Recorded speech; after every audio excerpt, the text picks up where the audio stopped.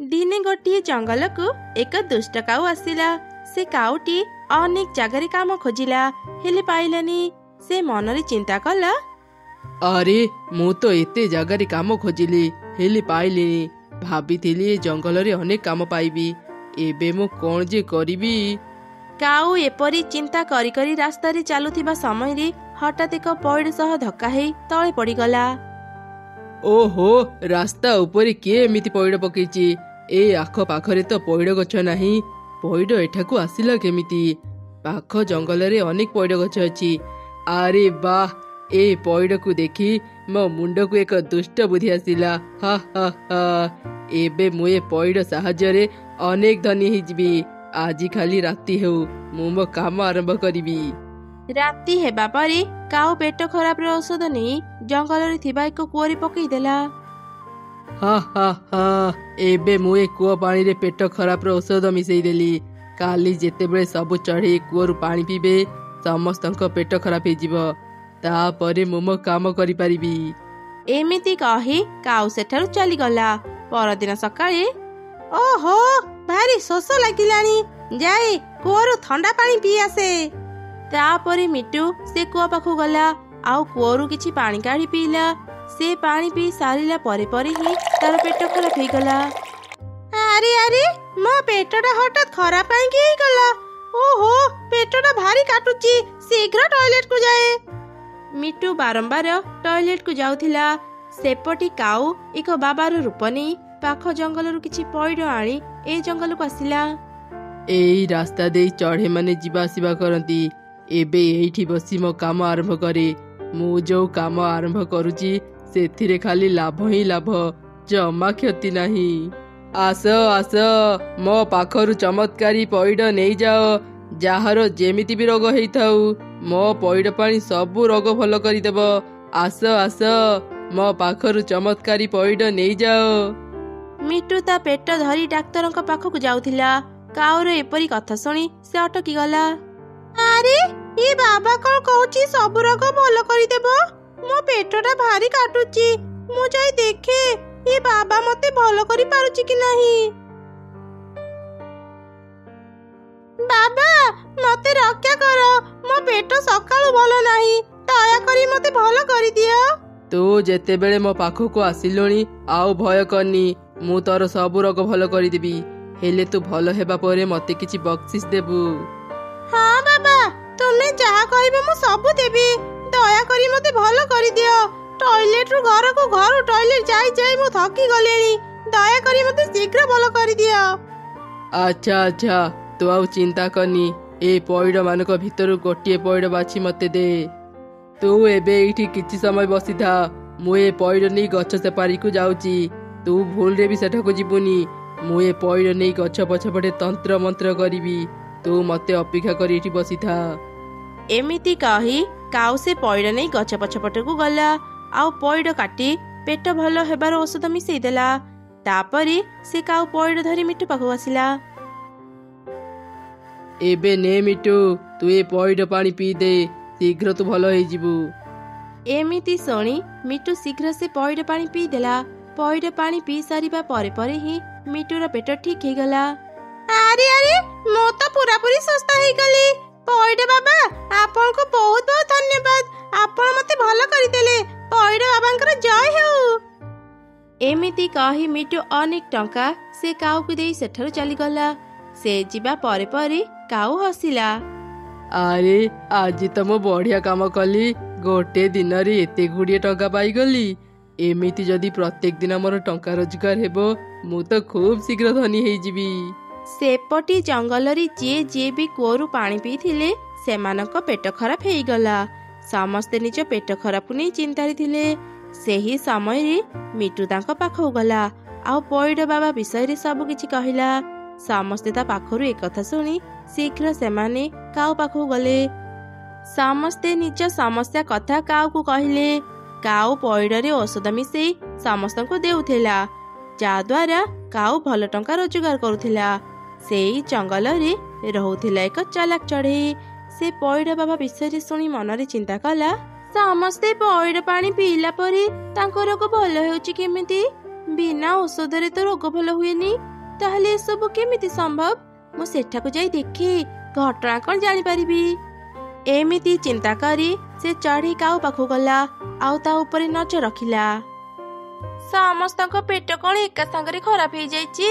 ସମସ୍ତେ ଆସି ଏଠି ଭିଡ଼ ଜମେଇଛନ୍ତି।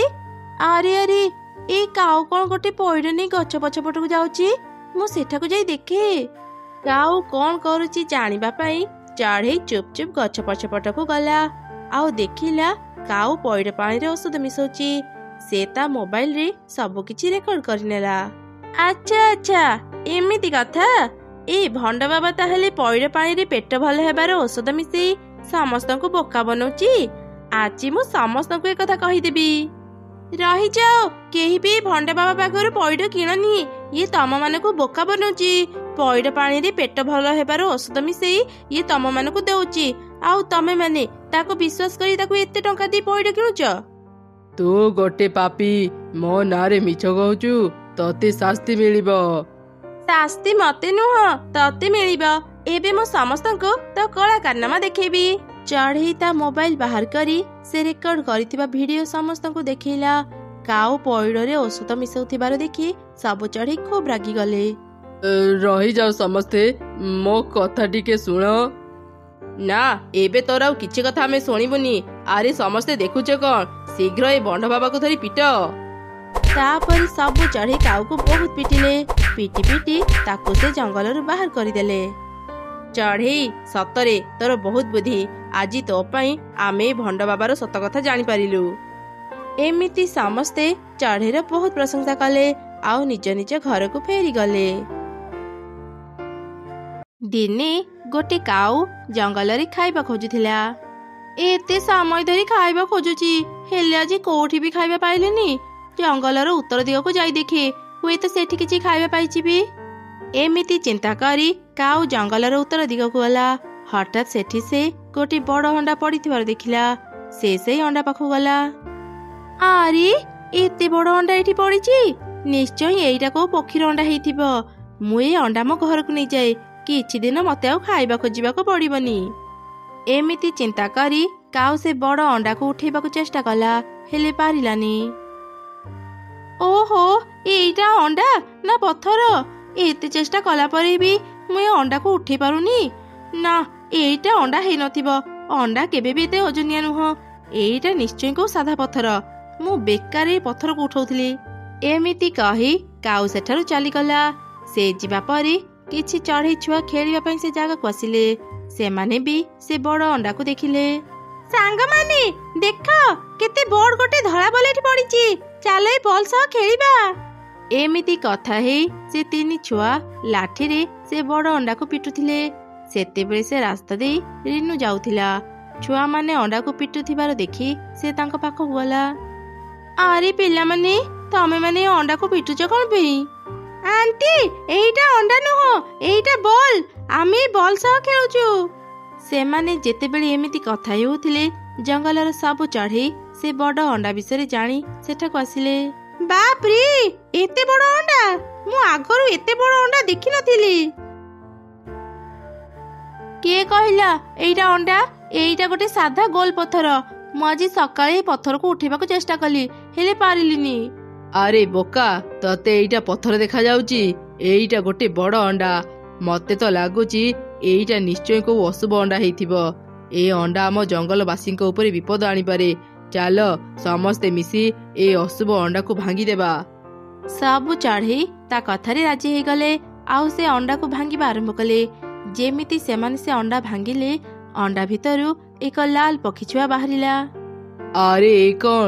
ଏ ଅଣ୍ଡା ଭିତରୁ ଏମିତି ଅଦ୍ଭୁତ ଲାଲ ପକ୍ଷୀ ଛୁଆ କ'ଣ ବାହାରିଲା?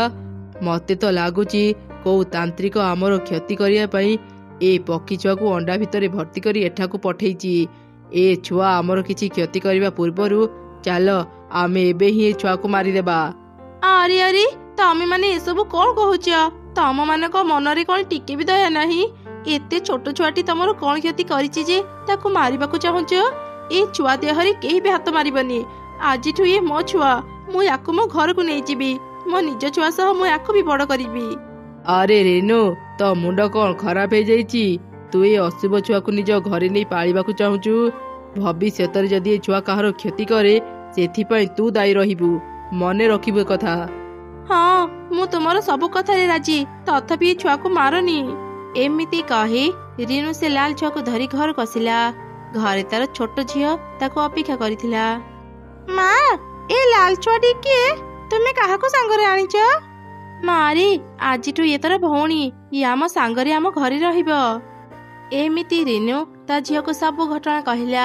ସେବେଠାରୁ ସେ ଦୁଇ ଛୁଆଙ୍କର ସମାନ ଯତ୍ନ ନେଇ ପାଳୁଥିଲା। ଦିନେ ରାତିରେ ସେମାନେ ଶୋଇଥିଲେ। ଅଧରାତିରେ ହଠାତ୍ ସେ ଲାଲ ଛୁଆଟି ଉଠି ପଡ଼ିଲା। ପରୀମାନଙ୍କ ପରି ତାର ଦୁଇଟି ଡେଣା ବାହାରିଲା। ସେ ଉଡ଼ି ଉଡ଼ି ଘର ବାହାରକୁ ଚାଲିଗଲା। ତା ଶବ୍ଦରେ ରିନୁ ଆଉ ତା ଝିଅର ନିଦ ଭାଙ୍ଗିଗଲା। ଲାଲ ଛୁଆକୁ ଘରେ ନ ଦେଖି ସେମାନେ ତାକୁ ଖୋଜିବା ପାଇଁ ବାହାରକୁ ଗଲେ। ସେମାନେ ଦେଖିଲେ ଲାଲ ଛୁଆଟି ତାଙ୍କ ଘର ବାହାରେ ଉଡୁଥିଲା। ମା, ଦେଖ, ସେ ଲାଲ ଛୁଆ ଦେହରେ କେମିତି ଏକ ଅଦ୍ଭୁତ ଦୁଇଟି ଡେଣା ଅଛି। ଏମିତି ଡେଣା ତ ପରୀମାନଙ୍କର ଥାଏ, ତା ମାନେ କଣ ଏ ଛୁଆଟି ଗୋଟେ ପରିଛୁଆ? ସେମାନେ ଏପରି ଚିନ୍ତା କରୁଥିବା ସମୟରେ ଏକ ପରୀ ସେଠାକୁ ଆସିଲା ଆଉ ସେ ଲାଲ ଛୁଆକୁ ଜାବୁଡ଼ି ଧରିଲା। ଯାହା ହେଉ ମା, ଏତେ ଦିନ ପରେ ଯାଇ ମୁଁ ତତେ ଫେରି ପାଇଲି। କିଏ ତୁମେ? ଏ ଲାଲ ଛୁଆକୁ ତୁମେ ଏମିତି କାହିଁକି ଧରିଛ? ତୁମେ କଣ ଏ ଛୁଆର ମା? ହଁ, ମୁଁ ଏ ଛୁଆର ମା। ମୋ ଛୁଆଟି ଦିନେ ଭୁଲରେ ଏକ ତାନ୍ତ୍ରିକର ଧ୍ୟାନ ଭାଙ୍ଗି ଦେଇଥିଲା। ସେ ତାନ୍ତ୍ରିକ ରାଗରେ ମୋ ଛୁଆକୁ ଏକ ଅଣ୍ଡା ଭିତରେ ବନ୍ଦୀ କରିଦେଇଥିଲା। ମୁଁ ମୋ ଛୁଆକୁ ଫେରି ପାଇବା ପାଇଁ ତା ପାଖରେ ନେହୁରା ହେବାରୁ ସେ ମତେ କହିଲା, ଏବେ ମୁଁ ଏ ଅଣ୍ଡା ନେଇ ଜଙ୍ଗଲ ଭିତରେ ଫିଙ୍ଗିଦେବି। ଗୋଟେ ଭଲ ଚଢ଼େଇ ତୋ ଛୁଆକୁ ପାଳିବ। ତୁ ଯଦି ନିଜ ଛୁଆକୁ ଖୋଜିକି ପାଇଯିବୁ ତେବେ ଯାଇ ତୋ ଛୁଆ ଅଭିଶାପରୁ ମୁକ୍ତ ହେବ ଆଉ ତତେ ଚିହ୍ନି ପାରିବ। ସେଦିନ ପରଠାରୁ ମୁଁ ଜଙ୍ଗଲ ଜଙ୍ଗଲ ବୁଲି ସବୁ ଚଢ଼େଇଙ୍କ ଘରକୁ ଯାଉଥିଲି। ତୋ ଘରକୁ ଯିବା ସମୟରେ ମୁଁ ମୋ ଛୁଆକୁ ଏଠି ଉଡୁଥିବାର ଦେଖିଲି, ସେଥିପାଇଁ ତଳକୁ ଚାଲି ଆସିଲି। ଚଢ଼େଇ, ତତେ ବହୁତ ବହୁତ ଧନ୍ୟବାଦ। ଏତେ ଦିନ ତୁ ମୋ ଛୁଆକୁ ପାଳିଥିଲୁ। ଏବେ ମୁଁ ମୋ ଛୁଆକୁ ମୋ ସାଙ୍ଗରେ ନେଇଯିବାକୁ ଚାହୁଁଛି। ତୁମେ ଏ ଛୁଆର ନିଜ ମା, ତୁମେ ନିଜ ଛୁଆକୁ ନିଜ ସାଙ୍ଗରେ ନେଇଯାଅ, ମୋର ଏଥିରେ କିଛି ଆପତ୍ତି ନାହିଁ। ସତରେ ଚଢ଼େଇ, ତୁ ବହୁତ ଭଲ। ମୁଁ ତତେ କିଛି ଉପହାର ଦେବାକୁ ଚାହୁଁଛି, ଏଇ ନେ। ଆଜିଠୁ ଏ ସବୁ ତମ ମାନଙ୍କର, ତମେ ମାନେ ଖୁସିରେ ରୁହ। ମୁଁ ଏବେ ଯାଉଛି। ଏମିତି କହି ସେ ପରୀ ନିଜ ଛୁଆକୁ ନେଇ ସେଠାରୁ ଚାଲିଗଲା। ଦୁଇ ମା ଛୁଆ ଏତେ ସାରା ସୁନା ଦେଖି ଖୁବ୍ ଖୁସି ଥିଲେ। ସେମାନେ ସେ ସୁନା ଧରି ନିଜ ଘରକୁ ଫେରି ଆସିଲେ। ଚଢ଼େଇ ନିଜ ଘର ପଛପଟେ କିଛି ଷ୍ଟ୍ରବେରୀ ଚାଷ କରିଥିଲା। ସବୁ ଷ୍ଟ୍ରବେରୀ ଗଛ ଭିତରୁ ଗୋଟିଏ ଷ୍ଟ୍ରବେରୀ ଗଛ ବହୁତ ବଡ଼ ଥିଲା। ସେଇ ବଡ଼ ଷ୍ଟ୍ରବେରୀ ଗଛରେ ଦୁଇଟି ବଡ଼ ବଡ଼ ଷ୍ଟ୍ରବେରୀ ଝୁଲିଥିଲା। ଗୋଟେ ଥିଲା କଞ୍ଚା ଷ୍ଟ୍ରବେରୀ ଆଉ ଗୋଟେ ଥିଲା ପାଚିଲା ଷ୍ଟ୍ରବେରୀ। ଆଜି ମୁଁ ବହୁତ ଖୁସି। ମୋ ଦେହର ରଙ୍ଗ ଲାଲ ହେଇଯାଇଛି। ମୁଁ କେତେ ସୁନ୍ଦର ଦେଖାଯାଉଛି।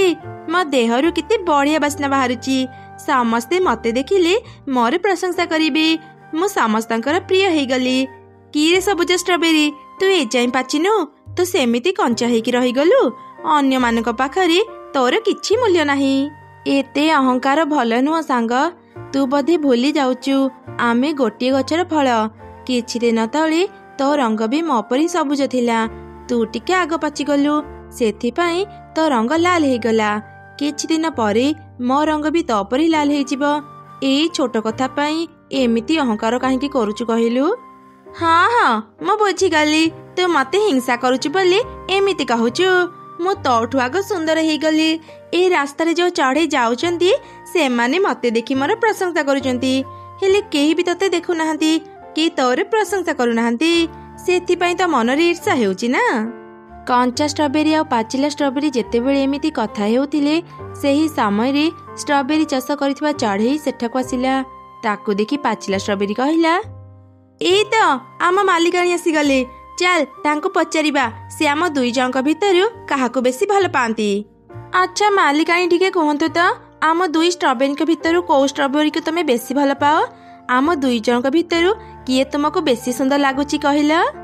ମୁଁ ତମ ଦୁଇ ଜଣଙ୍କୁ ଚାଷ କରିଛି। ମୋ ପାଇଁ ତମେ ଦୁଇ ଜଣ ସମାନ। ତମେ ଦୁଇ ଜଣ ହିଁ ବହୁତ ସୁନ୍ଦର ଲାଗୁଛ। ନା ନା, ଏମିତି ହେଇପାରିବନି। ଦୁଇ ଜଣ ଯାକ ଏକା ସାଙ୍ଗରେ ସୁନ୍ଦର କେମିତି ଲାଗିବ? ବୁଝିଗଲି, ତୁମେ କଞ୍ଚା ଷ୍ଟ୍ରବେରୀର ମନେ ରଖିବା ପାଇଁ ଏମିତି ମିଛ କହୁଛ ନା। ନା ନା, ମୁଁ କାହାକୁ ବି ଖୁସି କରିବା ପାଇଁ ଏକଥା କହିନି। ମୁଁ ଯାହା ବି କହିଛି ତା ଠିକ୍ କହିଛି। କେମିତି ଠିକ୍ କହୁଛ? ମୁଁ କଞ୍ଚା ଷ୍ଟ୍ରବେରୀ ଠାରୁ ବି ବେଶୀ ସୁନ୍ଦର ଦେଖାଯାଉଛି। ତା ଜାଣିବି ତୁମେ ଏଇ କଞ୍ଚା ଷ୍ଟ୍ରବେରୀକୁ ସୁନ୍ଦର କହୁଛ? ଏଇଠୁ ଜଣାଗଲା ତୁମେ କେତେ ମିଛୁଆ। ଆରେ ସାଙ୍ଗ କଞ୍ଚା ଷ୍ଟ୍ରବେରୀ, ମାଲିକାଣୀଙ୍କ ସହ କାହିଁକି ଝଗଡ଼ା କରୁଛୁ କହିଲୁ? ଏଇ ଚୁପ୍, ମତେ ତୁ ତୋର ସାଙ୍ଗ କହିବୁନି ବୁଝିଲୁ। ମାଲିକାଣୀ ତୋର ଟିକେ ପ୍ରଶଂସା କରିଦେଲେ ତ ସେଥିପାଇଁ ତୋର ମୁହଁ ବଢିଗଲା। ଦିନ ଆସିବ ତୁ ଜାଣିବୁ ମୁଁ ତୋଠୁ କେତେ ସୁନ୍ଦର। ଏମିତି କିଛି ଦିନ ବିତିଗଲା। ଦିନେ ଚଢ଼େଇର ଦୁଇ ଛୁଆ ଷ୍ଟ୍ରବେରୀ ଗଛ ପାଖରେ ଆସି ଝଗଡ଼ା କରୁଥିଲେ। ଏଇ ତତେ କେତେ ଥର କହିବି, ମା ଯେତେବେଳେ ବି ଚକୋଲେଟ ଦେବେ ମୁଁ ଅଧିକା ନେବି, କାହିଁକି ନା ମୁଁ ବଡ। ମା ତୋଠୁ ବେଶୀ ମତେ ଭଲ ପାଆନ୍ତି। ହଁ ତୁ ବଡ ହେଇପାରୁ, ହେଲେ ମା ତୋ ପରି ମତେ ବି ଭଲ ପାଆନ୍ତି। ସେଥିପାଇଁ ମା ଯାହା ବି ଦେବେ ଆମେ ସମାନ ଭାଗ କରି ନେବା। ଏଇ ତମେ ଦୁଇ ଜଣ ଝଗଡ଼ା ବନ୍ଦ କର। ମା କେବେ ବି ଦୁଇ ଛୁଆଙ୍କ ଭିତରୁ ଗୋଟେ ଛୁଆକୁ ଅଧିକ ଭଲ ପାଏନି। ସେ ତାର ଦୁଇ ଛୁଆଙ୍କୁ ହିଁ ସମାନ ଭଲ ପାଏ। ତମେ ଦୁଇ ଛୁଆ ତମ ମା ପାଖରେ ମୂଲ୍ୟବାନ। ସେଥିପାଇଁ ତମ ମା ଯାହା ବି ଦିଏ ସମାନ ଭାଗ କରି ଖାଅ। ନା ନା, ତମେ ଦୁଇ ଜଣ ଏଇ କଞ୍ଚା ଷ୍ଟ୍ରବେରୀର କଥା ଶୁଣନି। ଦୁଇ ଜଣଙ୍କୁ ସମାନ ଭାବରେ କେହି ବି ଭଲ ପାଆନ୍ତିନି। ତମ ମା ତମ ଦୁଇ ଜଣଙ୍କ ଭିତରୁ ଜଣକୁ ବେଶୀ ଭଲ ପାଉଥିବେ। ନା ନା, ଏ ଲାଲ ଷ୍ଟ୍ରବେରୀର କଥା ଶୁଣି ତମେ ମାନେ ପୁଣି ଝଗଡ଼ା କରନି। ବଡ ହେଉ କିମ୍ବା ସାନ, ମା ତାର ଦୁଇ ଛୁଆଙ୍କୁ ସମାନ ଭଲ ପାଏ। ଯଦି ଜାଣିବାକୁ ଚାହୁଁଛ ପରୀକ୍ଷା କରିନିଅ। ଆମେ କେମିତି ପରୀକ୍ଷା କରିବୁ? କାଲି ତମେ ମାନେ କିଛି କାମ ନ କରି ଶୋଇ ରହିବ, ତାପରେ ତମେ ମାନେ ଜାଣିପାରିବ ତମ ମା କାହାକୁ ବେଶୀ ଭଲ ପାଏ। ପରଦିନ ସକାଳେ ଦୁଇ ଚଢ଼େଇ ଛୁଆ ଶୋଇ ରହିଲେ। ସେମାନେ ବିଛଣାରୁ ଉଠିଲେନି। କିଛି ସମୟ ପରେ ତାଙ୍କ ମା ସେଠାକୁ ଆସି କହିଲା, କିରେ ଆଜି ତମେ ଦୁଇ ଜଣ ଏତେ ସମୟ ଯାଇ ଶୋଇ ରହିଛ? ମୋ ସାଙ୍ଗରେ ଖାଇବାକୁ ଯିବାକୁ ଯିବନି କି? ମା ମତେ ଆଜି ଜମା ବି ଭଲ ଲାଗୁନି, ଭାରି ଦୁର୍ବଳ ଲାଗୁଛି। ମୁଁ ଆଜି କୁଆଡେ ବି ଯାଇପାରିବିନି। ମା ମୋ ଦେହ ବି ଆଜି ଭଲ ନାହିଁ, ମୁଁ ବି କୁଆଡେ ଯାଇପାରିବିନି। ଆଚ୍ଛା ହଉ, ଆଜି ତମେ ଦୁଇ ଜଣ ଆରାମ କର। କଣ ଖାଇବ କୁହ, ମୁଁ ତମ ମନ ପସନ୍ଦର ଖାଇବା ଆଣିଦେବି। ଦୁଇ ଛୁଆଙ୍କର ଦେହ ଖରାପ କଥା ଜାଣି ମା ଚଢ଼େଇଟି ବହୁତ ଦୁଃଖୀ ଥିଲା।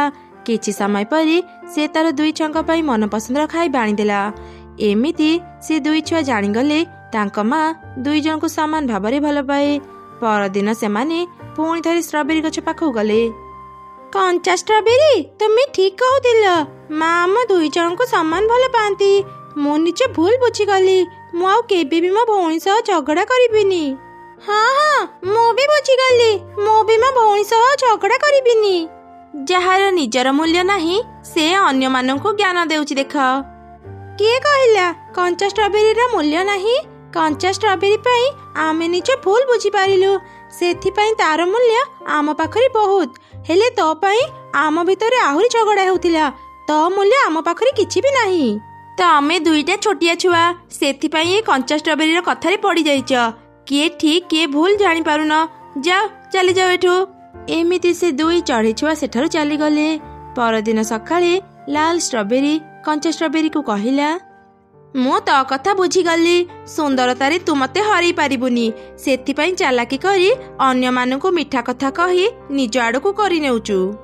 ମୁଁ ଏମିତି କରୁନି ସାଙ୍ଗ, ତୁ ମତେ ଭୁଲ ବୁଝୁଛୁ। ମୁଁ ତୋର ଶତ୍ରୁ ନୁହଁ। ଏଇ ତତେ କେତେଥର କହିବି, ତୁ ମୋର ସାଙ୍ଗ ହେବାକୁ ଯୋଗ୍ୟ ନୁହଁ। ମତେ ଆଉ ଦିନେ ବି ସାଙ୍ଗ କହିବୁନି। ଦୁଇ ଷ୍ଟ୍ରବେରୀ ଯେତେବେଳେ ଏମିତି କଥା ହେଉଥିଲେ, ସେ ରାସ୍ତା ଦେଇ ଏକ ଚିଲ ଛୁଆ ଯାଉଥିଲା। ଏତେ ବଡ଼ ବଡ଼ ଷ୍ଟ୍ରବେରୀ ଦେଖି ସେ ସେଇ ଗଛ ପାଖକୁ ଆସିଲା। ଆରେ ବାପରେ, ଏ ଷ୍ଟ୍ରବେରୀଟା କେତେ ବଡ଼! ମୁଁ ଏତେ ବଡ଼ ଲାଲ ଷ୍ଟ୍ରବେରୀ ଆଗରୁ ଦେଖିନଥିଲି। ମୁଁ ଆଜି ଆକୁ ପାଳି ଖାଇବି। ବହୁତ ଦିନରୁ ମୁଁ ଷ୍ଟ୍ରବେରୀ ଖାଇନି।